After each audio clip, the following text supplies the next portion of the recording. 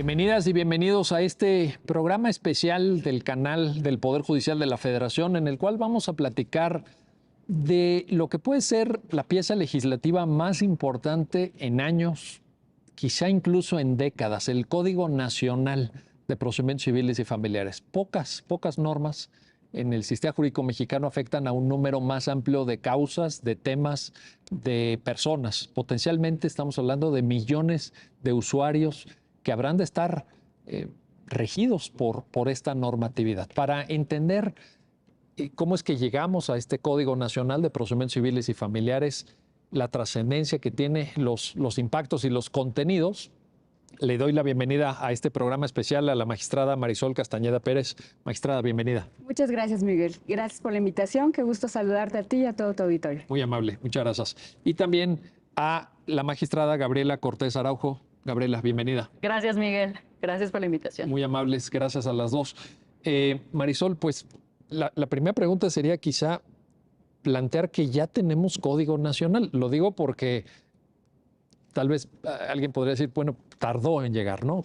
¿Cómo es que llegamos a este punto? Afortunadamente tenemos un Código Nacional que tardó muchos años en gestarse, en salir a la luz, que ya lo tenemos.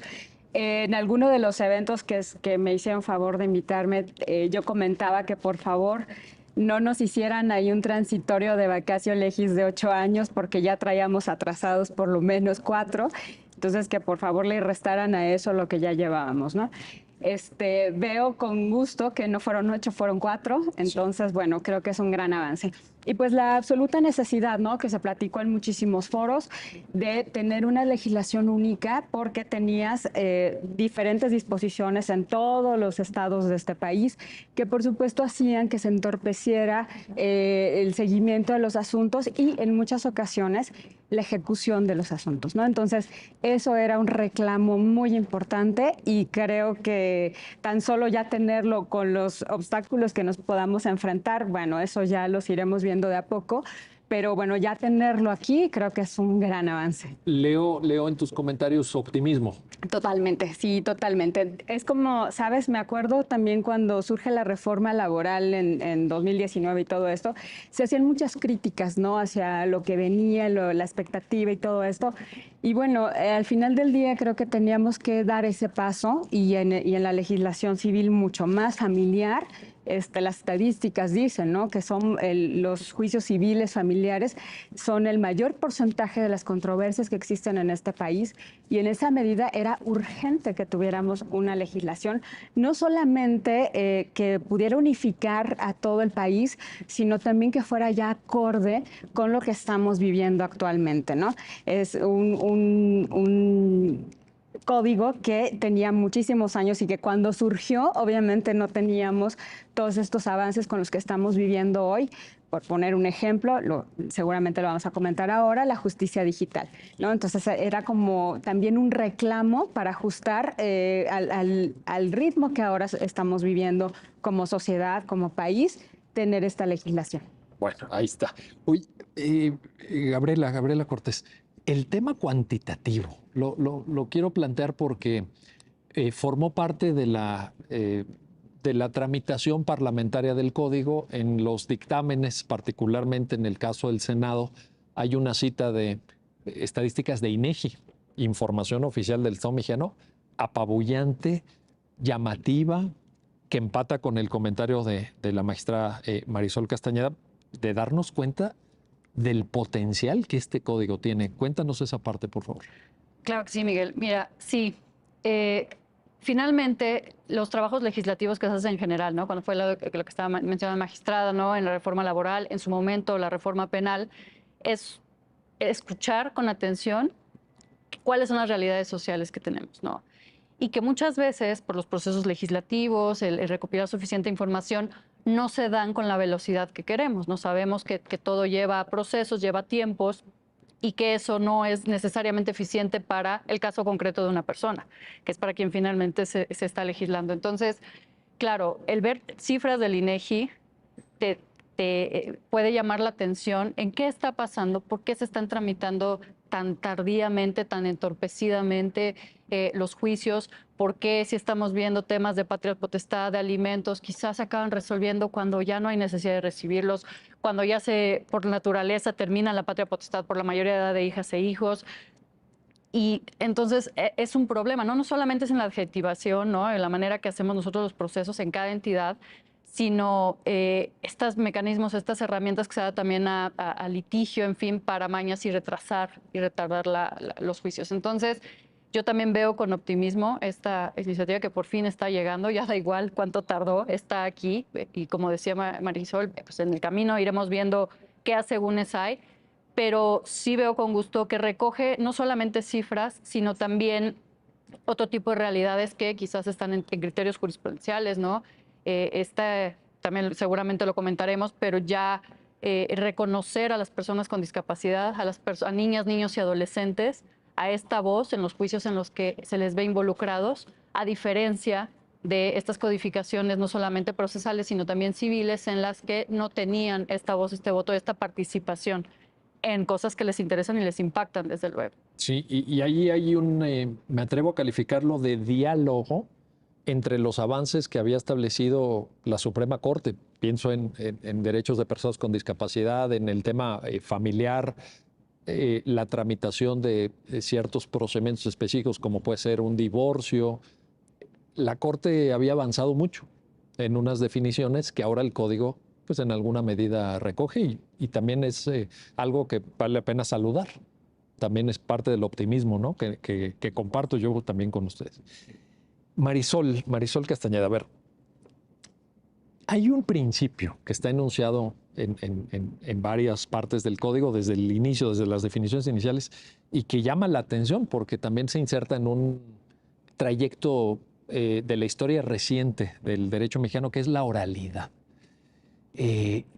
Yo veo ahí un reto, y lo quiero poner sin abandonar el optimismo, que es, frente a un número de causas muy importantes, oralidad que conlleva principio de inmediación estricto, que quiere decir que la persona juzgadora va a tener que estar permanentemente atendiendo a la audiencia. ¿Será viable, Marisol? ¿Será factor o es un reto? Yo lo veo más bien, como bien lo dices, como un reto, ¿no? Seguramente nos vamos a enfrentar a problemas de estructura, a problemas de capacitación, a problemas de personal, etcétera. Pero al final creo que llevar ya este plano de la oralidad en un buen porcentaje a estos juicios, creo que es una gran meta. La oralidad es muy bondadosa. Los juicios orales que ya se instrumentaron en este país y con los que ya se están avanzando en materia penal, en materia laboral, en materia mercantil, son muy bondadosos. Esto que comentas tú es muy importante, la inmediación, que esté siempre presente el juez. Me parece que ya no puede ser de otra forma. La realidad ya nos llevó también a este espacio. Ustedes recordarán que hace tiempo pues era simplemente ver un expediente frío en el que tú como juzgador decías, bueno, aquella famosa frase, ¿no? De que lo que no está en el expediente no existe, ¿no? Y ahora tú como juzgador no solamente puedes, sino que debes intervenir, así lo dice propiamente el código en ciertos casos, ¿no?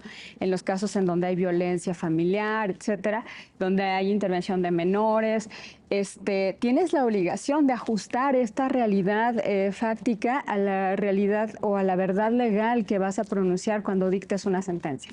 Entonces, sí, entiendo tu preocupación por el número de asuntos de lo que estamos hablando que se tramitan en esta materia, pero creo que al final, de alguna u otra forma, lo tenemos que hacer. Tal vez en algún momento nos va a costar trabajo, pero la idea es que lleguemos a un momento en el que todo esto sea una realidad, porque tú lo lees y es muy bonito, ¿no? Me encanta ver que la exposición de motivos trae recopiladas muchas sentencias de la Corte, sí, muchos criterios, muchos tratados internacionales. Entonces, eso es fantástico. Me gusta mucho verlo ahí.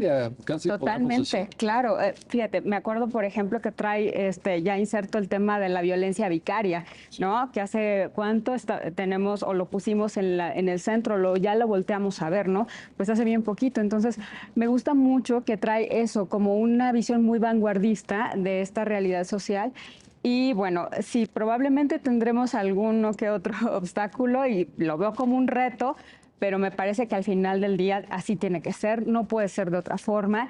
Y creo que hoy por hoy este modelo de justicia oral es el que nos está dando muchos mejores resultados e insisto que se está pegando mucho más a esa búsqueda de justicia con la que vienen las personas pues a un tribunal.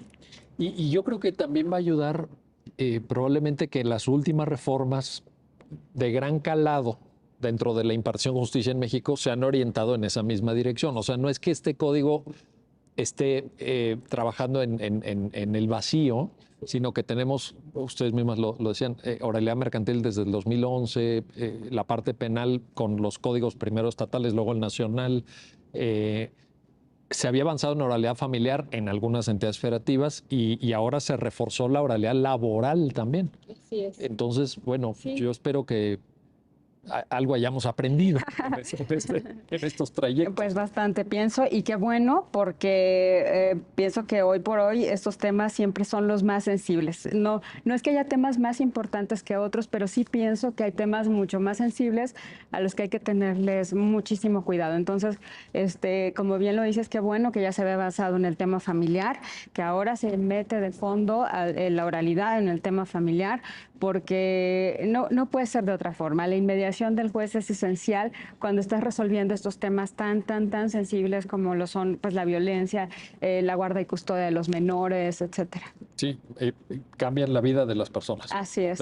Así es. En este contexto, Gabriela Cortés, te planteo y te pregunto, yo creo que tenemos también que apostar, el código lo hace con su propio modelo y con su propia comprensión, a los medios alternos de solución de controversias. Y puede parecer un lugar común, ¿no? Porque siempre decimos, bueno, es que la mediación, es que no sé qué. Pero yo no veo que haya de otra. Es decir, enfrentando un número tan alto de causas, si no sacamos un porcentaje, y no me atrevo a poner ni el número, y no lo sé, vaya, la experiencia comparada no sé cómo estén los números, pero si no es un porcentaje alto, se puede atorar.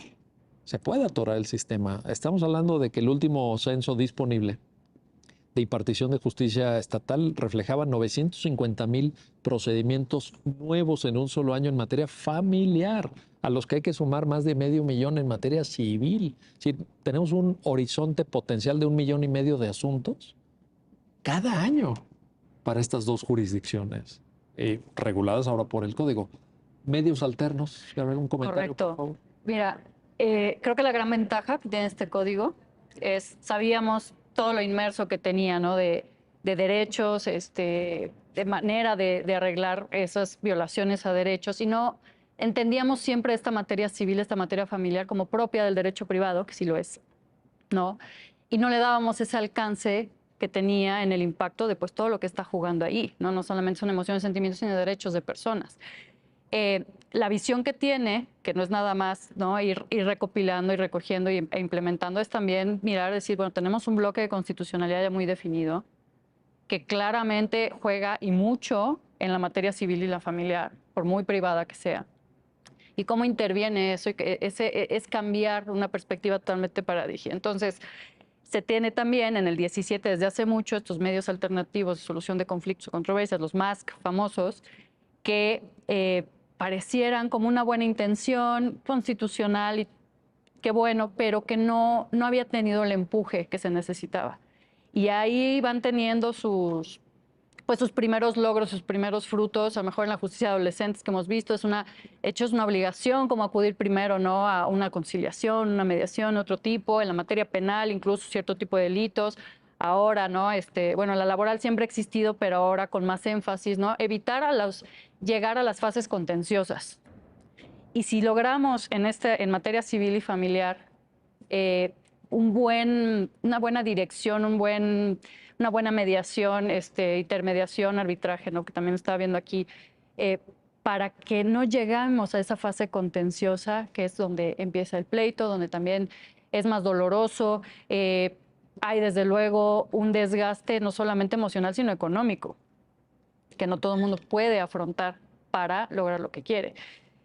Veo con muy buenos ojos esto, que lo impulsen, que lo estén recogiendo y que sea como una primera alternativa forzosa antes de llegar ya al proceso judicial, por así decirlo, ¿no? Ojalá que te escuchen.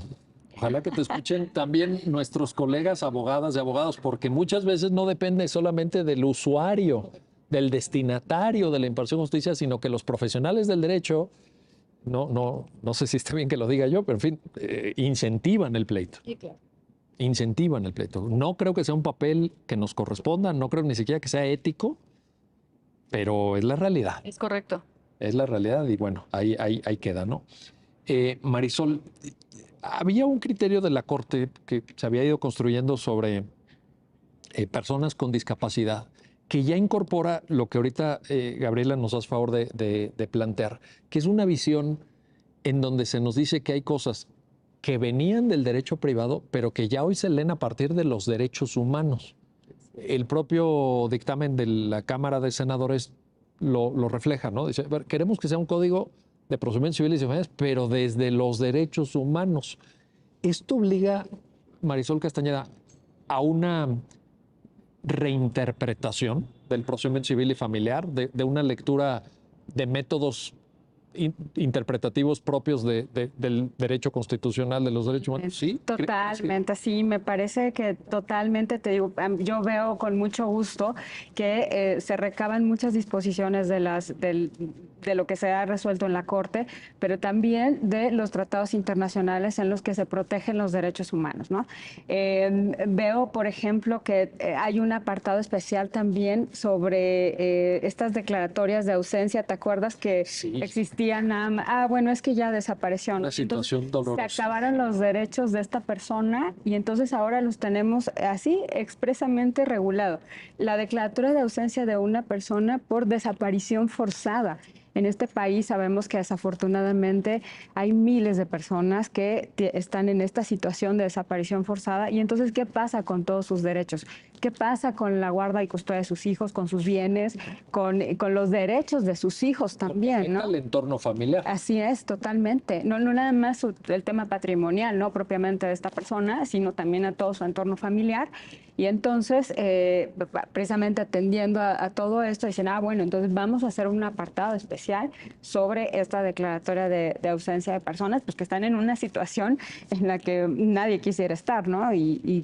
Pero además, jurídicamente, ¿cómo quedas? Y lo que dices es muy importante porque, si no recuerdo mal, la última estadística estaba por ahí arriba de 100,000 personas que recoge una estadística oficial. Estoy citando una estadística oficial que a lo mejor puede coincidir o no con la realidad, porque luego, en fin, tampoco las autoridades captan fidedignamente al 100% la realidad tan dolorosa, pero imaginemos. Sí, claro, ¿qué pasaban si no, estas personas? ¿Cómo queda en el limbo?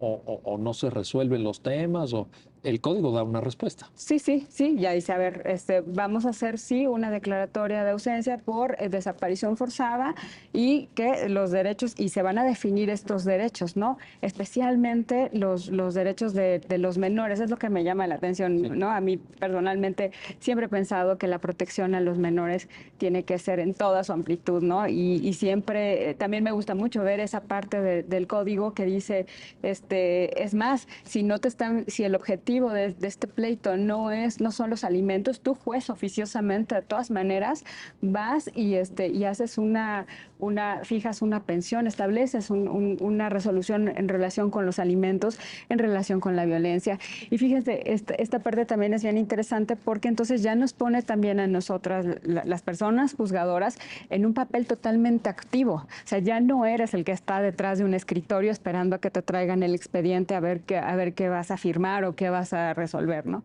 No, sino eres totalmente proactivo en el proceso y eso me parece que es absolutamente necesario porque, insisto, ¿cuántas veces tuvimos resoluciones que eran injustas, que eran realmente injustas, ¿no? Pero pues porque no teníamos a lo mejor las pruebas necesarias, porque no teníamos el argumento necesario para poder tomar una buena decisión. Entonces, que involucren a las personas juzgadoras ya como totalmente en el desarrollo del proceso, eso me parece fantástico. Teníamos que llegar hasta ahí. Sin duda, sin duda. Y justamente, Gabriela, creo que ahí hay un reto.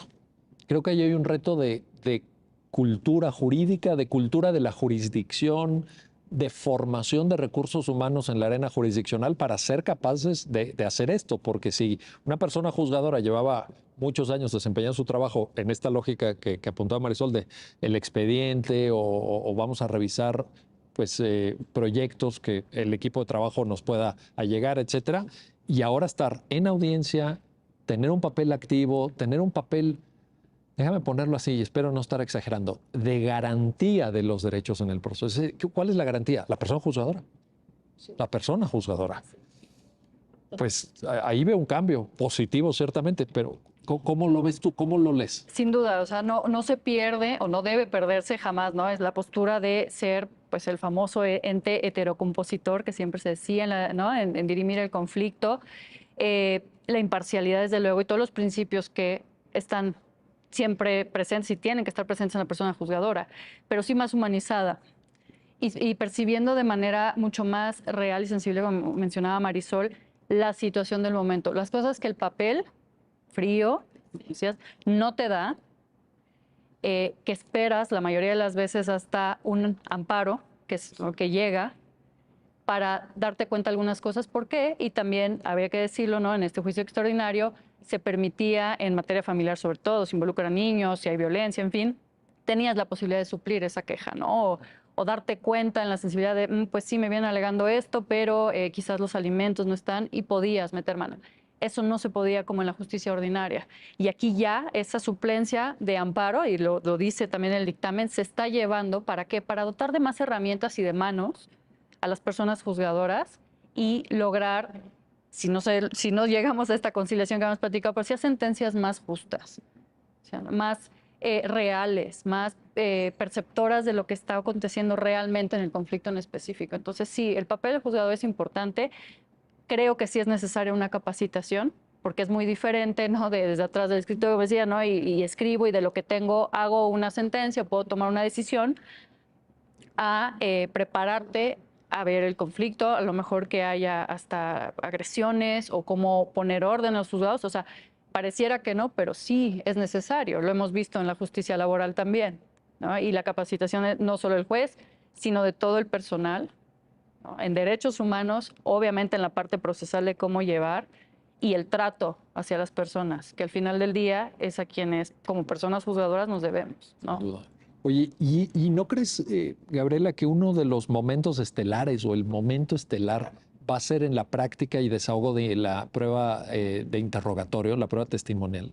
Porque ahí el código también es muy, muy particular y hace una diferencia bien interesante entre la materia familiar y la civil, en donde a la persona juzgadora en materia familiar le dice efectivamente, provee, indaga, busca, salvaguarda, porque la materia familiar es muy delicada. Muy delicada, entonces totalmente proactivo. Y en materia civil, donde puede, en el desahogo de la testimonial, pedir aclaraciones a las partes y hace una salvaguarda del código, dice, sin introducir información nueva, ¿no? Pero el mensaje está claro, o sea, el mensaje de ese momento estelar, ¿te suena que va a haber ahí un...? Yo creo que sí. ¿Por qué? Porque del desahogo de esas periciales, bueno, o de ese tipo de pruebas, perdón, siempre obtienes mucha información que no vas a tener en la mano. Aunque ahora ya vimos, ¿no?, que esta oralidad por comparecencia también para promover y decir, el alegato de oídas que también está aquí previsto. Ay, famoso artículo 134. Es correcto. Ahora lo comentamos. Que te dice mucho y Sí, contextualiza la situación, ¿no? Decir, bueno, pues sí, yo tengo aquí, no sé, una situación de desconocimiento de paternidad, por ejemplo, ¿no? Si no, pues sí, qué mal que engañaron al señor y nunca le dijeron que era su hijo biológico, ¿no? Por poner un ejemplo. Pero a lo mejor tener los contextos de desconocimiento, una retroactividad de alimentos, sí conocía al hijo, no lo conocía, en fin, cosas que el papel no te puede dar en contexto ¿no? Y necesitas ir percibiendo a partir de lo que te están diciendo de frente las personas. En las testimoniales, pero desde la demanda, desde que te la están ya emplazado contestando, y tú tener suficientes elementos para contrastar. No les vas a dar información precisamente para no alertar, pero como juzgador, claro que puedes ir indagando y decidir en un contraste. Yo ahí sí en un juicio tal cual, así es, decidir qué es lo mejor de todo eso. Entonces yo creo que sí es un momento estelar. Creo que es algo que además va a facilitar y va a ser mucho más fluido la etapa contenciosa para tomar una decisión. Oye, Marisol Castañeda, el tema del alegato sí va, bueno, ya está causando comentarios. Sí. Interés de abogadas, de abogados postulantes. ¿Tú cómo lo lees desde tu experiencia como juzgadora? Absolutamente necesario. Absolutamente necesario. Que se quede, qué bueno no que se quede, claro, qué bueno que se quede y qué bueno que esté regulado, qué bueno que se diga sí, pero con las dos partes. Es que ese es el gran cambio, claro, ¿verdad? Ese es el gran cambio. Y te dice, ¿sabes qué? Tienen que estar las dos partes. Tienen que estar las dos partes. Y fuera de este momento, no puedes volver a buscar a la persona juzgadora para llevarle otra vez el tema. Ya no. Fue tu oportunidad, tú pediste los alegatos, se citó a tu contraparte y entre las dos... Fuera de audiencia, por cierto. Sí, o sea, fuera de audiencia, claro, fuera de audiencia. El famoso alegato de oreja. Pero yo pienso que lo que quiere decir Gaby es súper importante. Llenarte del contexto de cómo ocurren los hechos es algo elemental y que muchas veces nos llevó a dictar una sentencia que no era la más justa. Recuerdo un asunto que llegó a la corte con ustedes de una persona, de una mamá que había sido demandada por abandono del hogar y entre otras cuestiones, pues traía como consecuencia la pérdida de la patria potestad de sus hijos, ¿no? En primera y segunda instancia, y es hasta que llega a la corte el asunto, cuando dicen, a ver, espérame, la señora se fue porque el marido la golpeaba, o sea, ella tuvo que salir de su domicilio, ¿no? O este asunto también que llegó a la corte con ustedes de una mamá que era violentada, entonces sale con su hijita de la casa como una medida de protección y entonces va a un lugar de protección en donde desafortunadamente su hijita muere. Pero entonces dices, oye, entonces tú que eres la víctima, eres quien tiene que abandonar el domicilio. Eso también viene en el código, por cierto, no, medida de protección es que el agresor es quien salga del domicilio, ¿no? Incluso ahí hace la salvaguardia. No me importa si es un lugar de arrendamiento, pero es el agresor quien tiene que salir, no la víctima. Entonces, lo que dice Gaby es muy importante. Hay que tener el contexto de dónde estás parado y qué es lo que vas y por qué vas a resolver de una u otra forma. Y el tema de los alegatos de oreja, ¿cómo se llama coloquialmente? Sí, coloquialmente, pues así se dice. O alegato de oídas también. Se pretendía que ellos o las partes, ¿no? Lo que pretendían era llevarte ese contexto, ¿no? Que como dice Gaby, en el expediente frío no lo veías, ¿no? Entonces, las personas preocupadas por su controversia, por su asunto, por sus derechos, entonces iban, ¿no? Y te decían, no, oye, es que yo veo aquí estos puntos importantes y esto sucedió por tal cuestión, etcétera, ¿no? Creo que ya que podamos intervenir proactivamente en el proceso ya nos da un buen avance de conocer todo este contexto, pero si todavía faltara algo o si tuvieran la inquietud las partes de llevarte todavía esta información que ellos consideran esencial para la resolución del asunto, pues me parece muy bien, pero que sean las dos partes, ¿no? Porque siempre se queda ese tema, ¿no? De, es que lo escuchó a él y es que lo fue a ver, ¿no? Y entonces ya vienen ahí otros temas y entonces empiezas a lucubrar y a decir, sí, bueno, es que si era su amigo y que si tenía una relación. No, y el propio principio de imparcialidad, como ha sido entendido por la Corte Interamericana de Derechos Humanos, que en algún precedente ha dicho, es que hay que parecer imparciales, ¿no? Sí. No solamente serlo, que eso está fuera de duda, sino...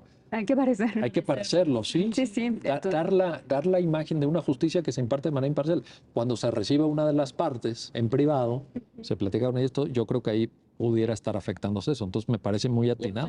Saben, ojalá que esto que ya se plasmó en este código, ojalá que haga o permee las demás legislaciones y de una vez terminemos por regularlo en todos los espacios, ¿no? Puede ser una oportunidad. Ojalá.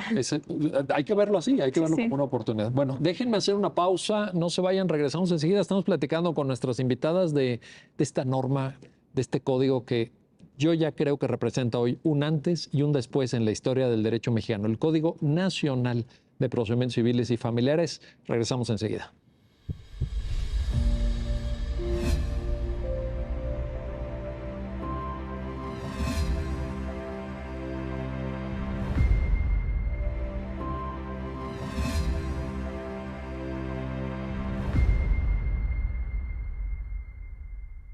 Ya estamos de vuelta, ya estamos de regreso en este programa especial del canal del Poder Judicial de la Federación sobre el Código Nacional de Procedimientos Civiles y Familiares. Estamos platicando con la magistrada Marisol Castañeda Pérez y con la magistrada Gabriela Cortés Araujo.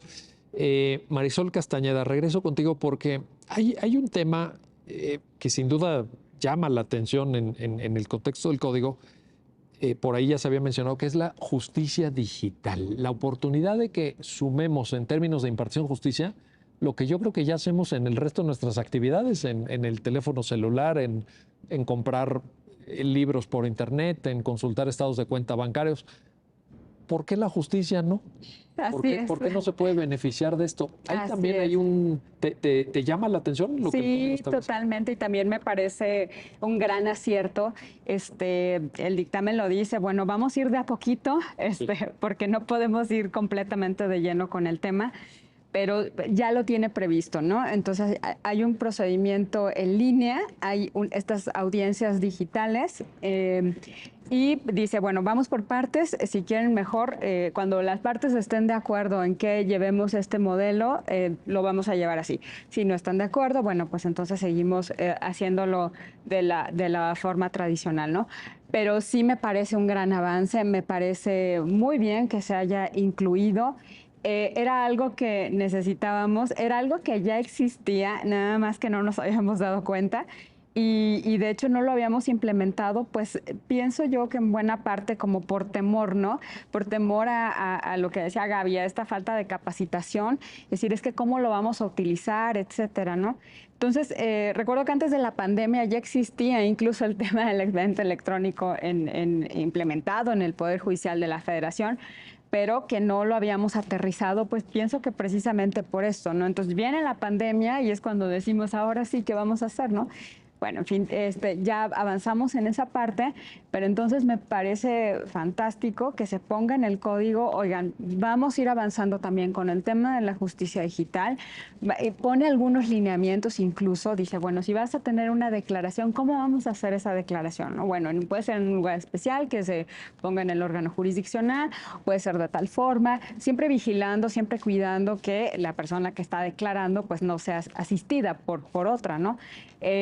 Y bueno, a lo mejor por ahí todavía nos podemos encontrar algo de obstáculos, pero por lo menos ya está puesto sobre la mesa, ya está ahí, ya dice, bueno, porque también se habla de este tema, ¿no? De los recursos y de si todas las personas tienen acceso a estos medios digitales. Dicen, bueno, pues entonces vamos a dejarlo, si los dos están de acuerdo, incluso dice en la demanda, tú actor eres el primero, ¿no? Como que el primero que puede poner el tema y decir, si yo quiero que esto se vaya en un juicio así en línea.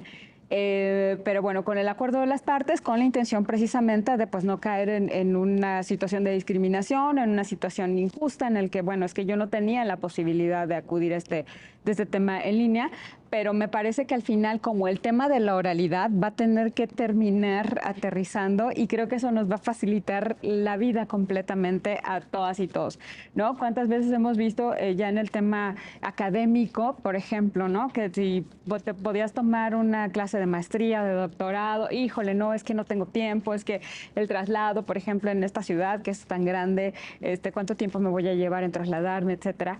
Y ahora es de verdad tan sencillo como sentarte en tu casa, prender la computadora y ya estás en la clase, ¿no? O en la audiencia ahora. O en la audiencia, ahora va a ser claro. en la audiencia. Entonces ahora vas a estar sentado en la audiencia y eso, la verdad, puede abonar muchísimo a esta celeridad que yo veo muy marcada en todo este código, ¿no? Como que muy marcado el tema de la celeridad y de poderle dar un avance pronto a todas estas controversias que, ya lo dijimos, ¿no? Son muchísimas. Entonces veo varios aspectos en ese tema. Y qué bueno, porque también era un reclamo social. Sí, el tema claro. de la impartición de justicia, que a veces pues no llega tan de manera pronta y expedita como debería ser. Sí. Ahora, Gabriela Cortés, Marisol plantea algo bien interesante. Se va a avanzar por etapas, es lo que el código también señala, porque cuando hablamos de justicia digital hablamos de varias cosas. Desde detalles como el hecho de que tú en la demanda señales un correo electrónico y a partir de ahí te notifiquen por correo electrónico, temas de audiencia virtual, audiencia a través de Zoom o Google Meet o lo que se vaya a determinar en su momento, expediente electrónico, firma digital. O sea, justicia digital es como un gran paraguas conceptual. Yo así lo veo, Gabriela. ¿Tú qué opinas? ¿Cómo lo ves? Sí, totalmente. A ver, las grandes ventajas las acabamos de vivir, dijo Marisol. Tuvimos que acelerar algo que ya existía por necesidad, ¿no? Nos vimos obligados a tener que adecuar nuestra vida a esa realidad digital para poder seguir avanzando, trabajando, estudiando, en fin. Y también en otro aspecto, para acercarlo a aquellas personas que no tienen la posibilidad de movilidad, por alguna razón, esa discapacidad de lejanía, a lo mejor otros temas de vulnerabilidades. ¿No? Recuerdo mucho de un caso en la corte de una persona mayor representante, una persona moral que no podía acudir por miedo, ¿no?, al coronavirus, a una audiencia. Y pedía, oigan, hay medios digitales, yo puedo acudir si es así. Y dice, no, porque pues está así la ley, ¿no? En este caso la codificación mercantil, pero así está y tienes que venir y si no, pues se te tiene por no asistido y ya perdiste tu derecho, ¿no? Y el alegato de decir, hay medios, usémoslo, y estoy alegando que soy una persona en situación de vulnerabilidad y que sí me interesa proseguir e impulsar mi juicio, mi litigio, tengo ganas de defenderme o de seguir accionando una pretensión, y no se permitía. Entonces, es esa parte del paraguas, no nada más la facilidad, porque sí, ¿no? Las distancias, desde el celular, ¿no? Todo lo que decías, puedes estar ahí, sino también hacerlo real para quienes de verdad tienen una imposibilidad de acudir a un juzgado, a un tribunal, a ser escuchado, a defenderse. Entonces, esa es una parte. Otra va a ser la capacidad de implementación del resguardo de tanta información. Sí, que hay dispositivo especial, exacto, ¿verdad?, sobre eso. Exacto, y la forma, ¿no?, cuando son juicios promovidos de manera oral, en lo que todo se lleva y desarrolla de manera oral, que también está el resguardo de todas esas audiencias, ¿no?, de todas estas fíjate, pruebas, en fin. Ahí hay dos temas muy importantes, que es capacidad de almacenamiento, exacto, que eso tiene un costo. Totalmente.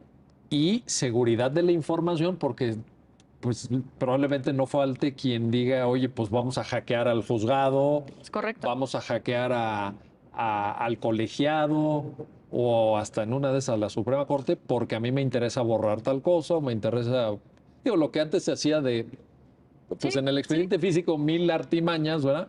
Pues ahora en lo digital también. No, ningún sistema digital es, creo yo, no sé, pero 100% inexpugnable. También creo Hay que cuidar esa información. Sí, nada es infalible, ¿no? Eso es real, lo vamos a tener que ir aprendiendo, ver candados, capacitar a personas, obviamente no nada más en la parte pues técnica de cómo vamos a usar estas tecnologías de la información, sino también ellos en lo personal, de este cuidado de la información que estamos manejando, pues es sensible, ¿no? Tiene datos de personas, tiene cosas no muy gratas, ¿no? Entonces, ese cuidado creo que lo veo en doble filo, las capacidades de almacenaje que tú perfectamente mencionas, el manejo de esa información y cómo tener candados para resguardar la vida de las personas cuando es llevada a un juicio. Pues esa parte va a tener su logística, y su grado de complejidad. Marisol, regreso contigo para un tema que también en la estructura del código me parece que merece una reflexión y te pido ahí un comentario, que es el tema de los recursos. El régimen recursivo ha sido entendido y la Corte Mexicana ha incorporado, el Poder Judicial Federal, una visión de la Corte Interamericana de ver al recurso como un derecho humano. Es un derecho humano, forma parte del debido proceso en un sentido amplio. ¿Cómo ves el código en este tema? Te voy a decir lo mismo que al principio. Cuando tuve la oportunidad de participar en un par de foros sobre el tema, fue uno de los temas que yo expuse en muchas ocasiones. Por favor, no le tengamos miedo a eliminar los recursos, porque la fórmula era lo que no es apelable es revocable. Y eso, la verdad, era una locura. Dejó abiertas muchas puertas. Claro, todas. O sea, te podían impugnar hasta un acuerdo de copias. ¿Sabes? Entonces, eso provocaba el retraso de los asuntos más cuando teníamos la fórmula de la promoción del juicio de amparo, cuando te afectaba en un grado predominante. Bueno, entonces ahí teníamos los juicios por años, ¿no? Eso también abonaba muchísimo que estos juicios se retrasaran. Platicaba que tenía la anécdota de un compañero que traía un asunto sobre acciones colectivas y decía, no puedo avanzar porque cada acuerdo que hago o que pronuncio, cada acuerdo que me impugnan, si no es en apelación, es en revocación. Entonces, bueno, la fórmula era exorbitante, a mi modo de ver.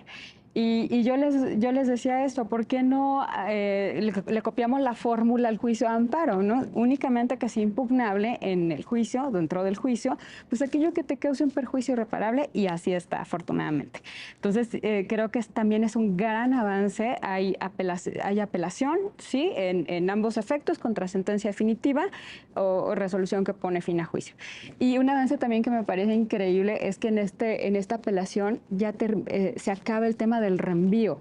¿Se acuerdan, no? Sí, hay violación procesal y reenvío, porque yo no me puedo pronunciar sobre ese tema, entonces te lo reenvío. Y era el ir y venir del expediente entre primera y segunda instancia. Ahora dice, si se advierte violación procesal, no hay reenvío, y tú, la misma sala de apelación, vas a reparar la violación procesal. Perfecto, ¿no? Entonces terminamos con esas vueltas. Y la apelación en solamente un efecto, que es contra resoluciones de juicios especiales, y esas resoluciones intermedias en el juicio y en ejecución que causen un perjuicio irreparable. Fantástico. Si no, seguimos con la fórmula de todo te lo impugno y todo lo retraso, etcétera, ¿no? Tenemos un recurso de reposición en segunda instancia únicamente para la calificación de la admisión del recurso, admisión de pruebas en segunda instancia, y tenemos un recurso de queja, también muy sencillo, nada más respecto de el establecimiento de una fianza para el caso de que se pida la suspensión, ¿no? Entonces, se reduce o se acota el tema de las impugnaciones. Se quedan establecidas porque, como bien dijiste, pues es un derecho humano el tema del recurso, pero sí me parece muy bien que lo podamos acotar y que terminemos con toda esa locura de lo apelo, lo revoco, lo apelo, lo revoco, lo apelé y entonces hay una violación al procedimiento, yo como te lo reenvío, en fin. Terminamos ya con todo eso y bueno, esperemos que también eso dé muchos frutos para este tema de la celeridad que te decía. Yo lo veo muy marcado. Ahorita que comentabas el tema del correo electrónico, también veo una disposición para los juicios normales que dice, en el caso de la reconvención, a ti, actor, te voy a emplazar en el correo electrónico que ya me tuviste que haber señalado en la demanda. Fantástico. Creo que también vamos hacia allá. A eliminar la mayoría de estas notificaciones que nos retardaban tantísimo los asuntos, ¿no? Te voy a emplazar a la revocación. No está, aquí no es, aquí no vive, en fin, ¿no? Miles y miles de detalles para que no avanzara. Y me parece que esto de la justicia digital también va muy de la mano con esto, con la idea, ¿no? De quitar este tipo de obstáculos, que ya no tengamos al actuario en la calle buscando el número, y que si le quitaron el número para que no sea ese, en fin, millones de argucias, ¿no?, que pudieran salir por allí. Entonces, me parece que eso también es un gran avance, el tema de los recursos. Oye, y en relación al correo electrónico, una pequeña notita a pie de página del código, que somos aquí los tres defensores del código y entusiastas del código, muy admirativos de la tarea legislativa que se hizo, que yo creo que sí lo merece. Pero yo, además del correo electrónico, hubiera sumado cualquier medio de comunicación digital, porque en una de esas, si usamos el WhatsApp, pongo por ejemplo, claro, para nuestro día a día, para incluso temas tan importantes como comunicarnos con nuestros seres queridos, con la familia, etcétera, pues ¿por qué no vas a recibir una comunicación? Da de alta tu teléfono celular en el juzgado y que te manden un WhatsApp. Pues tienes toda la razón. Pienso que incluso, fíjate, ahora que lo pones sobre la mesa, digo, a mí me gusta mucho ver lo que ya lo hicieron, ¿no? Pero si a lo mejor estamos pensando en el correo electrónico, como que ya es un medio de comunicación que se está quedando un poquito atrás, ¿verdad? Sí. Hace 10 años era, ay, bueno, el correo electrónico, pero ahora, como bien lo dices, no, son las plataformas digitales, estas aplicaciones, ¿no?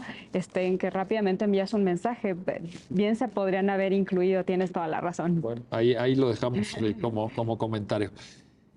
Gabriela Cortés, una cosa adicional que te quiero plantear, porque probablemente entre quienes ya leyeron o van a leer a partir de los comentarios que ustedes nos están haciendo favor de compartir del contenido del código, es la presencia de una función notarial, digamos, con mayor intervención en ciertos procedimientos y con una intervención en algunos casos incluso novedosa, que no existía. Un comentario, si fueras tan amable. Bueno, claro. Esto está como muy dirigido a este divorcio bilateral, que ahora está previsto en la nueva codificación. Y en temas de divorcio, también, ¿no? Las necesidades, recuerdo mucho la iniciativa de 2008 cuando se reforma el Código Civil para la Ciudad de México, en donde atiende el incremento en divorcios. Uno de los temas era la inclusión de la mujer en el mercado laboral, ¿no? La participación de hombres, en fin, y muchos otros tipos de desigualdades y perspectivas que nos llevaban a unos divorcios en los que necesitábamos a fuerzas justificar una causa de las que nos preveía la codificación. Y el Código de la Ciudad de México fue pionero en decir, ok, no es necesario, se le conoció como el famoso divorcio express, no necesitas invocarme ninguna causal con el hecho de que tú te quieras divorciar por la razón que sea, ¿no? Dirían en Norteamérica las diferencias irreconciliables, si quieres, ¿no? Lo que sea, ya no me cae bien, lo puedes hacer. Y obviamente eso validado después mediante acciones y amparos por la Suprema Corte en reconocimiento de esta autonomía de las personas, en el ejercicio del libre desarrollo de la personalidad. Y bueno, tuvimos un muy buen avance en el divorcio que pues yo recuerdo en la universidad decían, no, pues bueno, es necesario, ¿no? Y tiene que haber una causal o es administrativo, y para el administrativo, que suena muy fácil, había de todas maneras que cumplir requisitos, ¿no? Para que fuera ante el registro civil.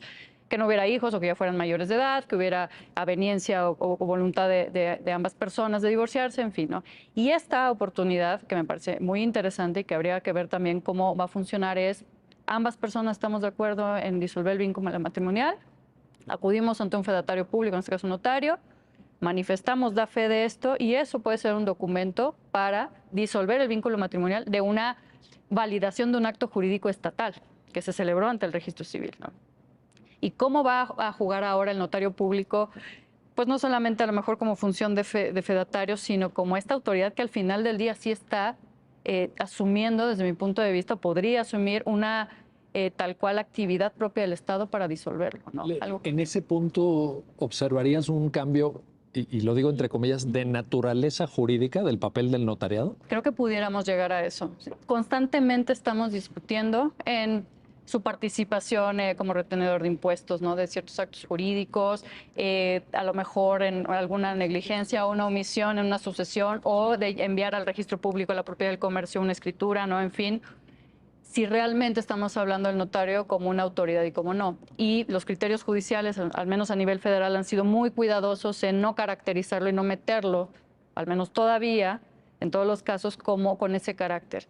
Y aquí con esta participación sí se me antoja o pudiera pensar cómo van a ser pues responsables de alguna manera, o cómo podrían señalarse su acto, que es disolución del vínculo matrimonial, llevado a lo mejor, no sé, eventualmente a un juicio de amparo, no lo sé, ¿no?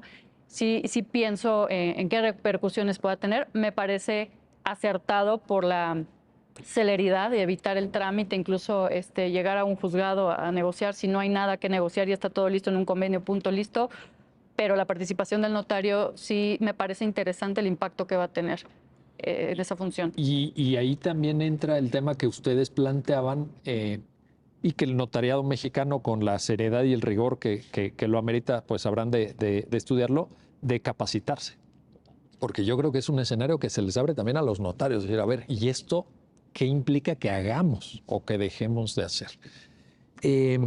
Marisol Castañeda, regreso contigo porque hay un tema que está suponiendo un avance, pero quizá no tanto como alguien hubiera deseado o algunos profesores hubieran deseado. La valoración probatoria. Se copia el modelo del Código Nacional de Procedimientos Penales, valoración libre y lógica, Sí. pero tiene ahí una frasecita todavía que nos remite al paradigma anterior de valoración probatoria y de razonamiento probatorio, que es para generar convicción. Entonces uno dice, a ver, ¿nos vamos a un modelo de valoración racional o un paradigma racional de la prueba o nos vamos a un modelo de íntima convicción? ¿Qué pasó ahí? ¿Cómo lo lees tú? Sí, bien lo acabas de decir, pareciera como una pequeña contradicción. Yo el beneficio que le vería de entrada sería ya haber quitado las tasas, Sí. ¿no? Ahí en eso sí estamos de acuerdo, ¿verdad? O sea, por lo menos vamos a quitarle las tasas. Te digo, yo sí quiero ser muy optimista en el tema. Creo que sí nos podemos encontrar con grandes problemas, por ejemplo, en esta parte que bien destacas, que ya en el camino los tendremos que ir resolviendo y los tenemos que ir sorteando. El tema, como decía Gaby, de, bueno, ¿en qué momento te voy a decir que eres autoridad y que eres no? Y cuando no lo eres. En fin, creo que detalles pueden salir muchísimos, pero digo, al final, si hacemos o si nos quedamos solamente con una comparativa de lo que teníamos a lo que tenemos ahora, bueno, creo que sí hay una distancia muy grande.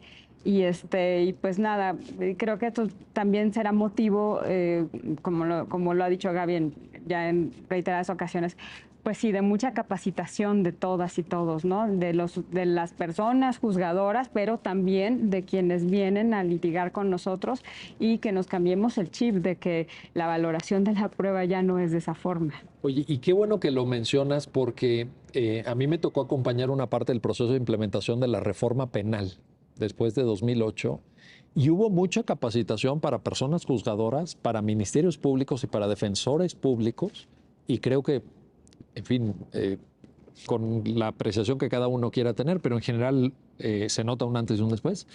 Pero el foro sí fue abandonado.